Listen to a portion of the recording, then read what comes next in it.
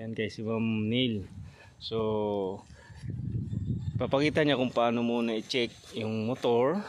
Yan ay manual transmission bago aalis. Sige ma'am. So gulong muna, pindutin ganyan. Okay? Ayos, ayos. Okay, yan ha. Para hindi tayo. Yan, and then next natin si ma'am. Okay, on mo muna yung ignition switch. And then yan, i-set ka na yung mga ilaw. Yan. Signal na glare. Kompleto. Okay. Yan, dapat kompleto mga yan bago alis. Yan. Yan yung headlight niya. Alright. Yan set mga high and low beam. Yan off. Yan din yung brake lights. Tingnan natin kung meron daw sa brake lights. Yan. Okay. And then tingnan mo kung meron kang horn. Yan. Meron. And then okay lang yan. Nakaandar ma'am. And then ang tawag dito ay ang inaapakan na angkas, di ba? Inaapakan po ito ng angkas. O, yan ay tinatawag na foot peg. Foot peg. O, foot peg. Foot peg. Yan. And then yan yung side mirror left and right. Then ano, ito naman ay rear foot brake. Okay, pedal. Ito naman yung front handle brake.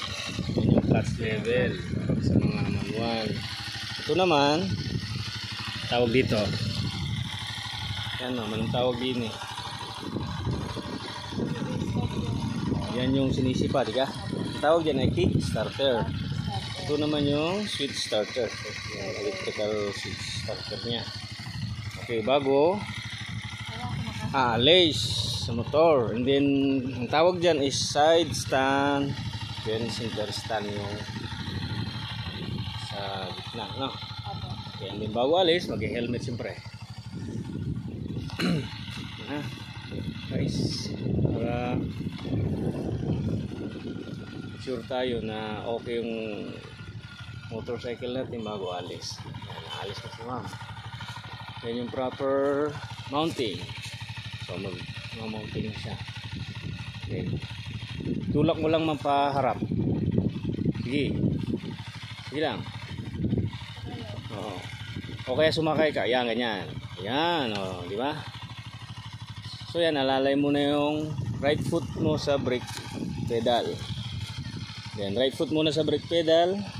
Yan, and then so mag ganyan muna, di ba? And then ibaba mo ulit siya.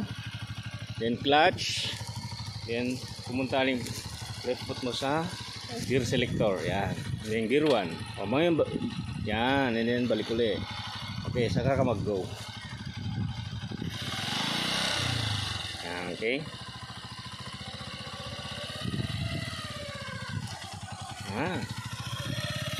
And then dapat ang sakay ng motor ay isa lang, hindi isang pamilya ha.